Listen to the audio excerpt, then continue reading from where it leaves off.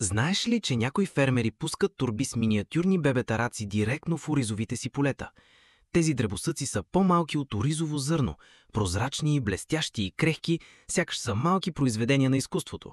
На пръв поглед да ги хвърляш в калната вода изглежда странно, но всъщност това е част от екоустойчива земеделска практика, наречена съвместно отглеждане на ориз и раци. Когато младите оризови стръкчета се засаждат в напойните полета, фермерите пускат заедно с тях и тези бебета раци.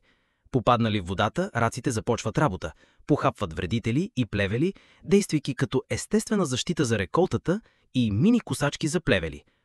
Още по-добре, техните отпадъци обогатяват почвата с органични вещества, намалявайки нуждата от химически торове и пестициди.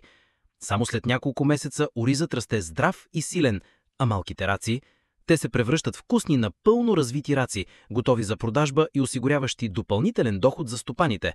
На пръв поглед изглежда просто – ориз и раци, но всъщност тази система крие вековна мъдрост и